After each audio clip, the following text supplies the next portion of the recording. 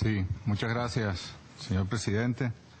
Por fin nos toca intervenir. Tenemos un discurso escrito, pero permítanme hacer antes algunas reflexiones. Efectivamente, nosotros podemos incluso agradecerle al señor Mike Pompeo, porque ante el fracaso del pasado 24, jueves, en la Organización de Estados Americanos, no tuvieron la suficiente fuerza para imponer una resolución, apelaron a la convocatoria del Consejo de Seguridad de Naciones Unidas. Ya veníamos nosotros, incluso el presidente Maduro, pensando llamar también a esta instancia para debatir no tanto el caso de Venezuela, sino la grosera intervención y los groseros mecanismos de injerencia de los Estados Unidos en nuestro país. Hemos de decir que en esta oportunidad Estados Unidos no está detrás del golpe de Estado, lo confieso, no está detrás del golpe de Estado. Está delante del golpe de Estado, está a la vanguardia del golpe de Estado. Da y dicta las órdenes, no solo a la oposición venezolana, sino también a los gobiernos satélites de los Estados Unidos en la región y pareciera que en Europa y otras partes del mundo. A las pruebas podemos remitirnos.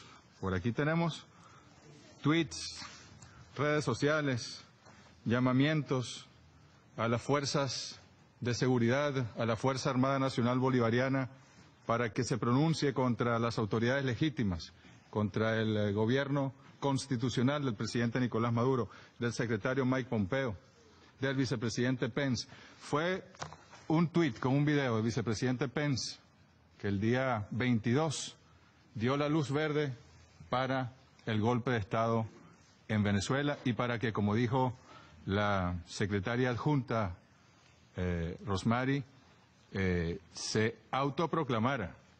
Nadie le juramentó, ninguna institución, en ninguna formalidad, en ninguna ceremonia, sino una autoproclamación de un señor diputado en una multitud, en una manifestación pacífica de las tantas que ha habido en Venezuela en los últimos años.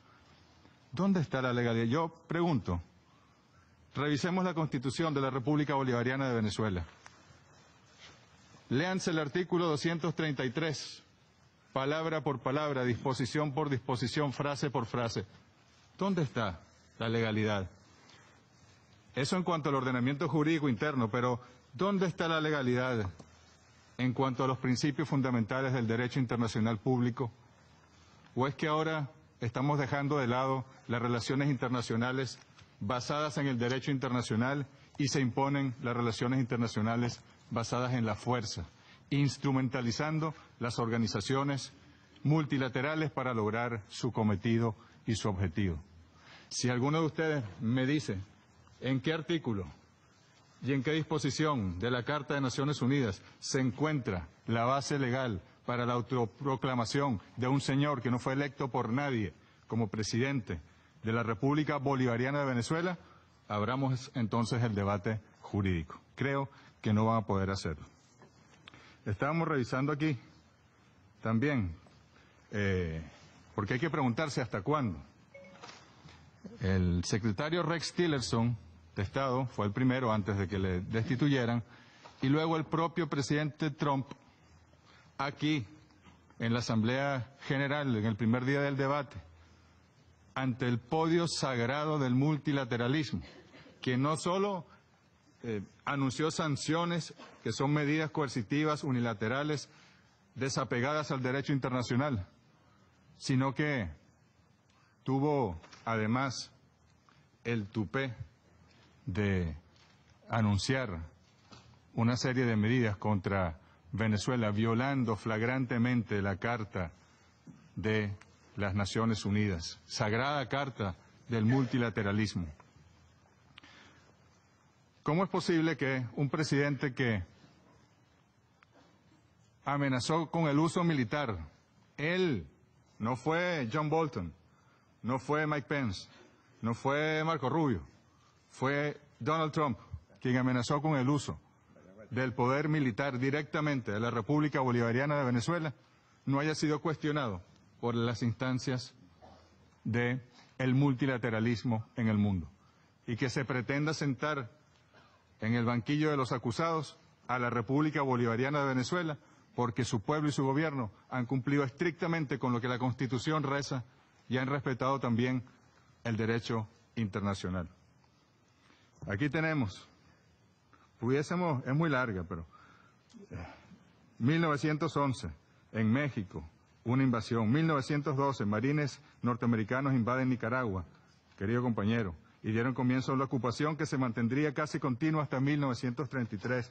Los echó Augusto César Andino y el pueblo nicaragüense. 1914, México. 1915, Haití. 1916, República Dominicana. 1918, Panamá. 1924, Honduras. 1925, Panamá. 1926, Nicaragua. 1927, Nicaragua. 1930, República Dominicana. 1933, Nicaragua. Nicaragua en el 34, Panamá en el 41. Luego la Escuela de las Américas. Luego está allí el TIAR en Cuba, 1952. 1954, el derrocamiento de Jacobo Arbenz. En Guatemala, 1956, Nicaragua. 1960, el presidente Eisenhower autoriza realización a gran escala de acciones encubiertas para derribar el gobierno de Fidel Castro. Y luego Playa Girón, 1961. Es decir, aquí podemos seguir. João Goulart, en Brasil, 1964.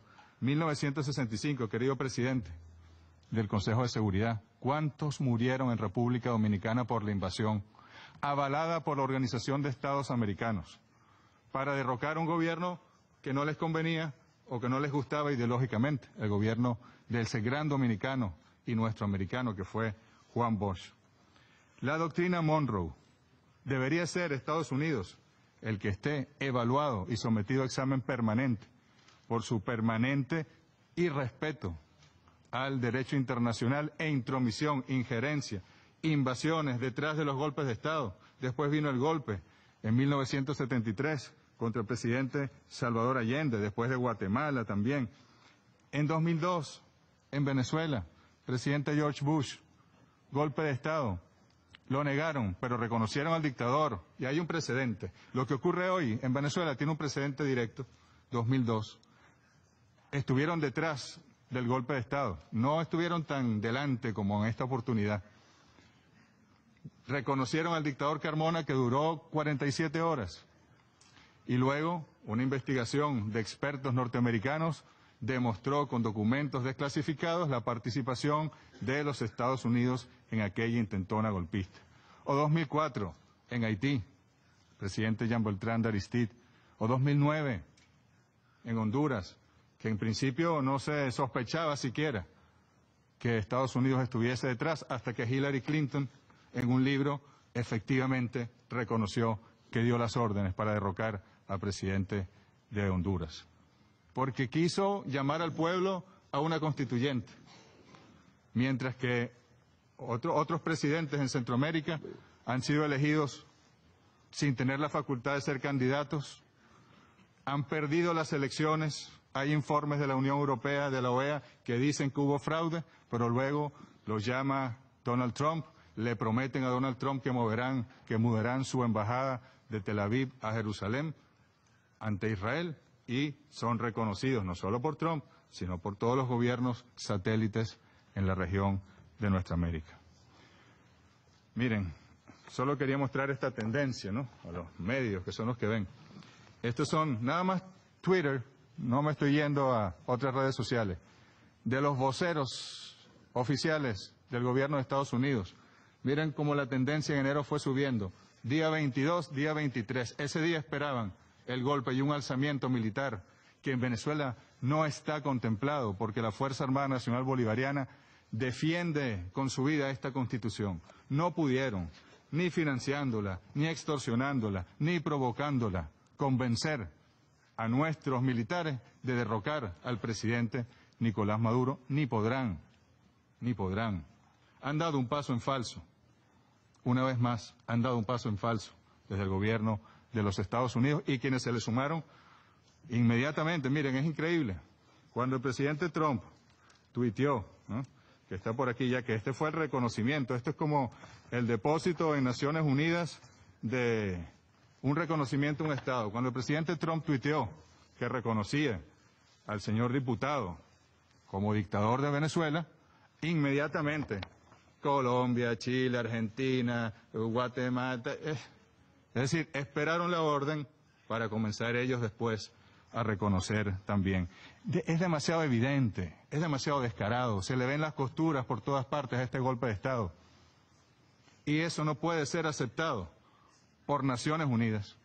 Más bien debe ser condenado y ojalá hubiese una convocatoria al Consejo de Seguridad para evaluar quiénes estuvieron detrás de este golpe de Estado y para sancionar a quienes estuvieron detrás. Y no haría falta mucho juicio, porque las evidencias, los elementos probatorios sobran en las redes sociales, en las declaraciones, en los comunicados.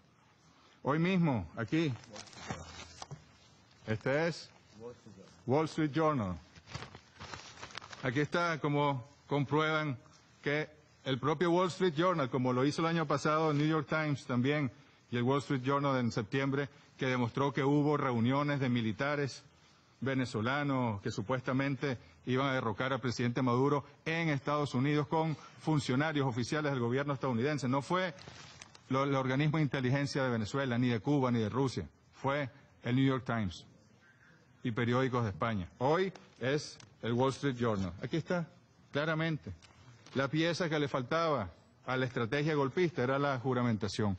La agencia Associated Press, que es norteamericana, hoy también, con mucha claridad, saca una información que este señor diputado viajó clandestinamente a Colombia, viajó a Estados Unidos, se reunió con oficiales, y esto era una estrategia muy bien montada, pero muy burda, ¿eh? Lo hicieron muy mal, lo hicieron con mucha evidencia. Incluso uno tiene que lamentar, uno entiende que los gobiernos satélites en la región, gobiernos con presidentes empresarios, sometidos a los intereses de Estados Unidos, subordinados, no los gobiernos dignos, muchos pequeños estados del Caribe, muchos gobiernos dignos, que no han cedido ni se han dejado extorsionar por los Estados Unidos, ni en la OEA, ni en la ONU, ni en ninguna parte, a pesar de las amenazas públicas incluso del vicepresidente Pence, o del secretario de Estado, o de algunos congresistas, no a ellos. Es comprensible que los gobiernos satélites en América Latina, bueno, pudiesen ceder de esa manera. Pero Europa, ponerse a la cola de los Estados Unidos, no tanto de los Estados Unidos, del gobierno de Donald Trump, Europa, dándonos 8 días de qué. ¿De dónde sacan ustedes que tienen potestad alguna para un pueblo soberano darle plazos o ultimátums? ¿Dónde se les ocurre semejante acción injerencista, yo diría hasta infantil? ¿Por qué no hace elecciones el presidente Pedro Sánchez, como le dijo ayer el presidente Nicolás Maduro? ¿A quién eligió a Pedro Sánchez? Hagan elecciones en el Reino Unido, atrévanse. ¿Por qué el presidente Macron, en vez de dedicarse a las protestas permanentes de los chalecos amarillos, del pueblo trabajador francés, se dedica a agredir a Venezuela? Ahora ven cerca del Eliseo a un trabajador con un chaleco amarillo que está trabajando y salen los guardias prácticamente asustados porque le tienen miedo a su pueblo. Dedíquense a sus asuntos. Nosotros no nos inmiscuimos en sus asuntos. Respeten, cumplan con la Carta de las Naciones Unidas. Respeten la autodeterminación de los pueblos. Aquí estuvo el año pasado el candidato Henry Falcón, señor Miguel Vargas, usted lo conoce muy bien. Henry Falcón fue el presidente de la campaña electoral de Enrique Capriles en 2012. Enrique Capriles perdió con el comandante Hugo Chávez.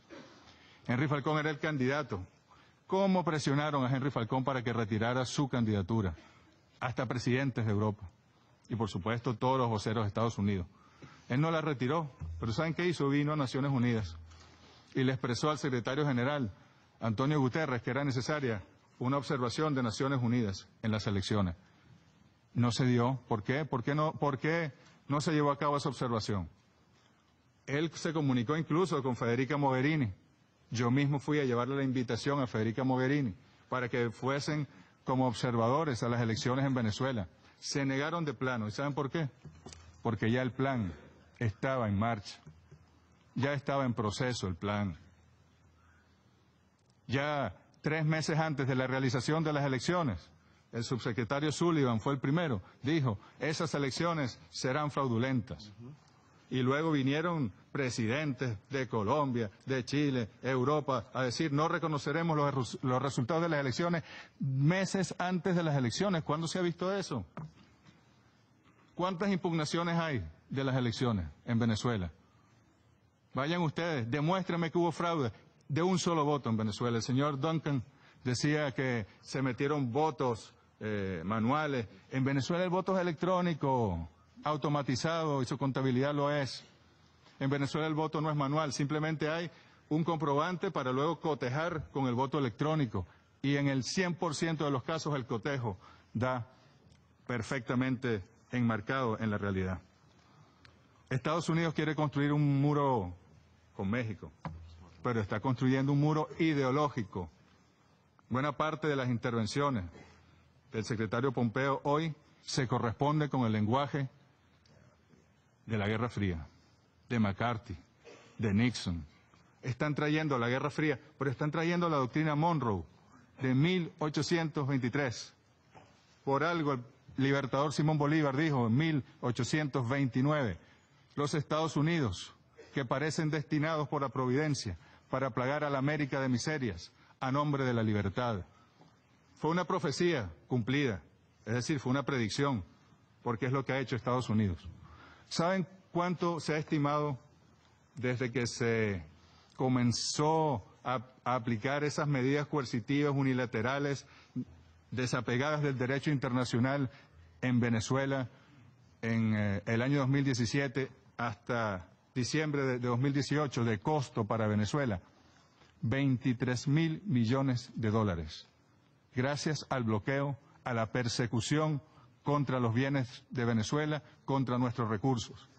¿Estaría la economía venezolana en la situación problemática que está si hubiese contado con esos recursos? Ofrecen 20 millones de dólares en la OEA, que nos quitaron a nosotros, nada más en Euroclear, en Bélgica. Señor embajador de Bélgica, hay 1.200 millones de dólares represados, bloqueados. Oro de Venezuela, activos. No podemos hacer transacciones. Toda aquella transacción bancaria que pasa por Nueva York o por Londres no ocurre. Termina devolviéndose el dinero o represan el dinero. ¿Es eso justo con el pueblo venezolano? Aquí fue muy claro el señor representante de Rusia, pero los demás, es que no existen eso que ellos llaman las sanciones, es que no existen, el bloqueo. Es mentira. Esas 18, 19 rondas de sanciones contra Venezuela no existen. Creo que hay que hacer una reflexión. Es un muro ideológico que están haciendo contra Venezuela. Nosotros respaldamos las iniciativas de diálogo, como en su momento fue la iniciativa de República Dominicana, que no fue que surgió de la nada. El presidente Nicolás Maduro, permítanme hablar en primera persona, me nombró en agosto del año 2017 canciller, y 2 días después estaba yo reunido en su casa, señor Miguel Vargas, y después en el Palacio de Gobierno con el presidente Danilo Medina, llamando a los líderes de la oposición, llamando al presidente Maduro para llevar a cabo el diálogo en Venezuela. ¿Y qué pasó? Alcanzamos un acuerdo, usted lo sabe, hay un acta que está guardada seguramente en algún archivo de la Presidencia de República Dominicana, donde allí había firmado un preacuerdo. Y cuando teníamos que ir a firmar el acuerdo, dejaron en ridículo al presidente Danilo Medina, dejaron en ridículo al expresidente Rodríguez Zapatero, dejaron en ridículo a los cancilleres que apoyaron y dejaron en ridículo a sus seguidores en Venezuela. Y no firmaron. Ese día casualmente estaba Rex Tillerson en Bogotá. Y se dice, de buena fuente, que recibió una llamada el jefe de la delegación venezolana, que hoy está refugiado en Colombia, recibió una llamada para no firmar y para complicar la situación en Venezuela. Estas son verdades, queridos compañeros. Además, permítanme decirles que aquí se ha hablado sin fundamento riguroso. Hay muchas mentiras que han dicho aquí. Y se los digo con respeto. Pregúntenle al Fondo Monetario Internacional sobre los datos que le entregó Venezuela y si ese dato se acerca ni lejanamente a la cifra que han dado ustedes de inflación hoy aquí. Pregúntenle a la directora del Fondo Monetario Internacional. Sean un poco más rigurosos en las pesquisas para hablarle al mundo desde este foro, que es fundamental para el futuro y la paz y la seguridad de la humanidad. Pero pregunten también, de esos 3 millones de migrantes, sí hay una situación migratoria nueva que no conocíamos, señor Canciller de Colombia, y que tiene que ver mucho con el bloqueo, tiene que ver mucho con la persecución financiera contra Venezuela y con la situación económica en Venezuela que nosotros no negamos y que vamos a ir recuperando con el pueblo y con los planes de recuperación económica, crecimiento y prosperidad social y económica que ya están en marcha. Pero ¿cuántas veces le hemos pedido la data a los gobiernos de Colombia, de Perú, de Chile, de Ecuador, de Argentina? ¿Cuántas veces le hemos dicho, mándennos? Porque un venezolano sale por un puente hacia Colombia y termina en Chile. ¿Y cómo lo sé yo?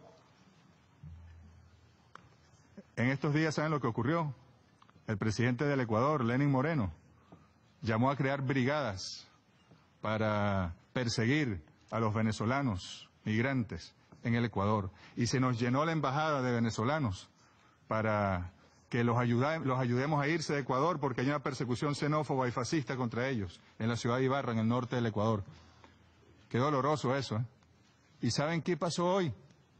El miércoles, el mismo miércoles, fueron 3 aviones a buscar, incluyendo el avión presidencial, a más de 230 venezolanos y venezolanas migrantes. Y hoy 3 aviones iban también, porque tenemos la embajada llena, pagando hoteles, con la dificultad que es mandar recursos con el bloqueo a nuestras misiones diplomáticas, y no le dieron el permiso de sobrevuelo a los aviones que con carácter humanitario iban a buscar a los venezolanos para que regresaran a su casa y a su familia ante una persecución. ¿De qué se trata? ¿De qué se trata esta guerra contra Venezuela? Nosotros estamos esperando las visitas del señor Eduardo Stein, está por concretarse esta semana. Estamos esperando la visita de la expresidenta y amiga Michelle Bachelet. La violencia. Ustedes dicen aquí que la dictadura está reprimiendo y matando. Por favor, estudien la historia de Venezuela en los últimos años. Las marchas insurreccionales de la oposición, con muertos puestos por ello, dieron pie y facilitaron el golpe de Estado en el año 2002, con francotiradores. Busquen cuántas personas que hayan fallecido en estos días fallecieron en manifestaciones realmente pacíficas. ¿Quién los asesinó? Están en investigaciones de la justicia venezolana, de los órganos del Poder Ciudadano venezolano, de la Fiscalía, que es soberana, que no necesita ninguna intervención de ningún órgano independiente, y nosotros diremos la verdad sobre cada uno de los fallecidos, porque en Venezuela se respetan. Ustedes estaban buscando, digo ustedes, quienes patrocinaron el golpe, el día 23 de enero, una tragedia en Venezuela, de muertos, que corriera la sangre por las calles de Caracas, y no ocurrió. No ocurrió porque se tomaron las medidas, a pesar que en la noche salieron focos en los sectores populares de Caracas de 10, 12, 13 personas a saquear, a destruir propiedad privada, y allí hubo situaciones. Impedimos otra tragedia como la del 11 de abril, otra tragedia como la del 2014, otra tragedia como la del 2017, cuando la oposición venezolana extremista se va a las calles, financiada desde algunos países que están aquí sentados para derrocar por la vía del atajo, por la vía del golpismo, por la vía de la fuerza al presidente Chávez en su momento y al presidente Nicolás Maduro. Apoyamos las iniciativas de diálogo, como apoyamos la de República Dominicana en su momento. Apoyamos que México, Uruguay, el CARICOM hayan expresado su voluntad para que los venezolanos nos sentemos con su facilitación y logremos nuestras propias salidas, sin imposiciones. Aquí nadie nos va a dar nosotros plazo, ni nos van a decir si se hacen elecciones o no. Las decisiones que se tomen las tomarán los venezolanos, sentados, los de la oposición, los del gobierno.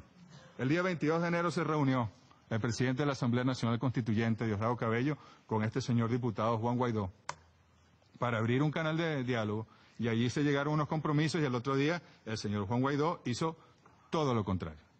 Porque, bueno, tenía la presión, tenía los tweets de Pence, los tweets de Trump, toda la presión de su gente, ¿Qué es lo que quieren? ¿Llevar a Venezuela a una guerra civil? No lo van a lograr. Los presidentes norteamericanos a veces apelan a la guerra cuando están en problemas de gobernabilidad. Y guerras, miren, el presidente Trump se arrepintió ya ha dicho que Irak estaba mejor con Saddam Hussein. Ha dicho que Libia estaba mejor con Muammar al-Gaddafi, que lo derrocaron y asesinaron de manera brutal y se rieron de ese asesinato, la secretaria de Estado en su momento. El salvajismo, la fuerza, eso no se puede permitir en el mundo de hoy. Incluso está retirando sus tropas de Siria. ¿Que va a buscar una guerra en América Latina? ¿Es Venezuela el trofeo de guerra del señor Trump? Nosotros no le vamos a dar la guerra a Donald Trump en Venezuela. En Venezuela se va a imponer la paz, se va a imponer la tranquilidad y el entendimiento entre los venezolanos, a pesar de muchos de los países que estén aquí sentados buscando una guerra. Quería también decirles, ante el plazo ese que pretende dar Europa, estábamos recordando al libertador Simón Bolívar también, 1818. La primera polémica que tuvo con un agente estadounidense, porque recuerden ustedes que Estados Unidos no apoyó las luchas libertarias de nuestros países. Ellos ya habían sido independientes por su propia capacidad y ganándole una guerra al Imperio Británico. Pero cuando las colonias de Sudamérica se enfrentaron al Imperio Español, se declararon neutrales. Qué cosa, ¿no? Y después no solo se declararon neutrales, sino que ayudaban a los realistas, a los españoles, clandestinamente. Y en una de esas ayudas clandestinas en el Orinoco, en Venezuela, violando decretos del gobierno legítimo, del presidente entonces, Simón Bolívar, de la Nación, bueno, allí hubo unos barcos, unas embarcaciones estadounidenses con municiones, con aprestos que fueron detenidas y surgió una polémica. Y el Libertador finalmente le dijo a la gente Irving de Estados Unidos, miren, lo mismo da para Venezuela combatir a la España que combatir al mundo entero si el mundo entero la ofende. Y eso lo podemos repetir hoy aquí. Afortunadamente tenemos grandes amigos. Aquí han hablado también grandes amigos. Pero quien ofenda a Venezuela conseguirá al pueblo de Venezuela, al presidente Nicolás Maduro, a los consejos comunales, al poder popular, a la Fuerza Armada, de pie para defender nuestra soberanía y nuestra integridad. Yo creo que leer el discurso que traía aquí, sí quiero que lean el artículo 200. Permítanme leerlo y con esto cierro, porque se le ha tratado de dar un barniz constitucional, elaborado en los laboratorios de Washington seguramente, a esta autoproclamación de este señor, que todavía en Venezuela se están aprendiendo el nombre de este señor. Incluso el presidente de Paraguay en estos días no pudo pronunciar su apellido. Pero permítanme leerles el artículo 233. Serán faltas absolutas del presidente o presidenta de la República, escuchen, su muerte, su renuncia o su destitución decretada por el Tribunal Supremo de Justicia. Su incapacidad física o mental permanente, certificada por una junta médica designada por el Tribunal Supremo de Justicia y con aprobación de la Asamblea Nacional. El abandono del cargo, declarado como tal por la Asamblea Nacional, así como la revocación popular de su mandato. En Venezuela hay referendo revocatorio a la mitad del periodo si el pueblo no está contento. Ocurrió en 2004 con el comandante Hugo Chávez y fue ratificado.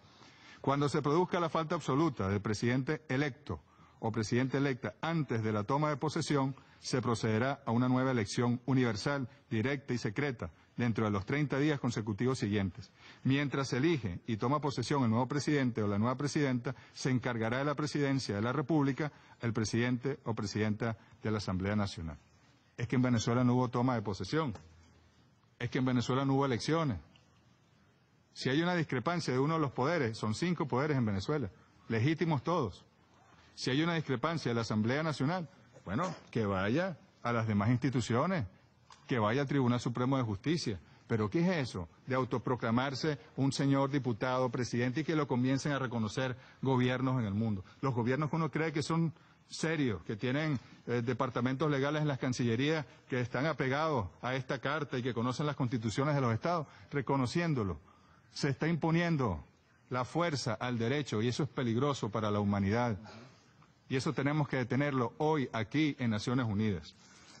Yo creo que es suficiente con lo que hemos esbozado y queremos decirle al pueblo de Venezuela que nos escucha, que se ha demostrado aquí que Venezuela no está sola y se seguirá demostrando a lo largo de este debate, como se demostró en otros organismos internacionales y el movimiento de países no alineados que presidimos. Venezuela no está sola, ¿y saben por qué no está sola? Porque Venezuela está pegada a su Constitución y a la Carta de las Naciones Unidas. Nosotros seguiremos avanzando por la vía de nuestra democracia. Nosotros no nos dejaremos imponer por nadie ninguna decisión ni ninguna orden. La propia secretaria adjunta lo dijo. Este señor diputado se autoproclamó. ¿Dónde está en esta Constitución una autoproclamación? Yo les pregunto, ¿en dónde? Búsquenmela, me la muestran y damos el debate.